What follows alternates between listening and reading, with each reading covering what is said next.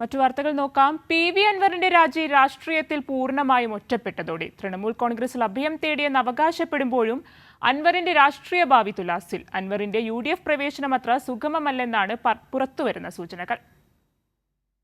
മന്ത്രിയുടെ കസേര തെറിപ്പിക്കുമെന്നാണ് പി.വി. അൻവർ തുടർച്ചയായി നടത്തിയ വെല്ലുവിളി. പക്ഷേ അവസാനം പി.വി. അൻവറിന് നഷ്ടമായത് സ്വന്തം MLA കസേര. ഇരു മുന്നണികളിലും ഇടം കിട്ടാതായതോടെ അൻവർ തൃണമൂൽ കോൺഗ്രസിൽ അഭയം തേടി. ഇതോടെ MLA സ്ഥാനം രാജിവെക്കേണ്ടി വന്നു.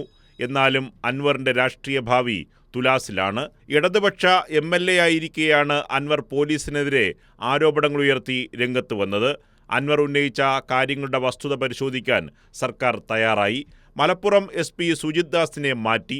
ADGP MR അജിത് കുമാറിനെതിരെ അന്വേഷണത്തിന് നടപടി സ്വീകരിച്ചു. പക്ഷേ അൻവർ അടങ്ങിയില്ല. വലതുപക്ഷ മാധ്യമങ്ങളുടെ വലയിൽ വീണ അദ്ദേഹം മുഖ്യമന്ത്രിക്കും സർക്കാരിനുമെതിരെ ആരോപണങ്ങൾ തുടർന്നു. ഒടുവിൽ ഇടതുപക്ഷത്തു നിന്ന് പുറത്തായി. പൊതുസമൂഹത്തിൽ നിന്ന് വലിയ പിന്തുണ ലഭിക്കുമെന്ന് കരുതിയ അൻവറിന് തെറ്റുപറ്റി. രാഷ്ട്രീയ വിശദീകരണ യോഗങ്ങൾ പൊളിഞ്ഞു പാളീസായി.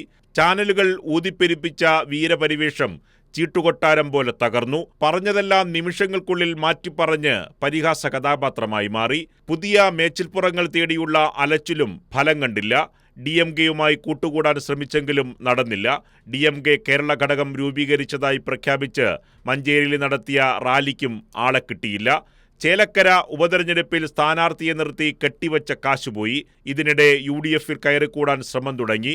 നേതാക്കളുമായി കൂടിക്കാഴ്ച നടത്തി. ആദിവാസി യുവാവിന്റെ മരണം മറയാക്കി നിലമ്പൂർ നോർത്ത് DFO ഓഫീസ് തല്ലിത്തകർത്ത് ജയിലിലായി. വീരപരിവേഷത്തോടെ UDF-ൽ കയറിക്കൂടാമെന്ന മോഹവും നടന്നില്ല.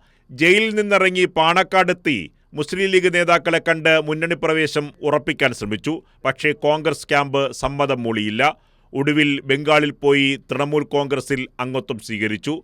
MLA സ്ഥാനം രാജിവെച്ചതോടെ അവസാനം ആകെയുണ്ടായിരുന്ന മേൽവിലാസവും നഷ്ടമായി. ഇനിയെന്തെന്ന ചോദ്യം അൻവറിന് മുന്നിൽ ശക്തമാണ്.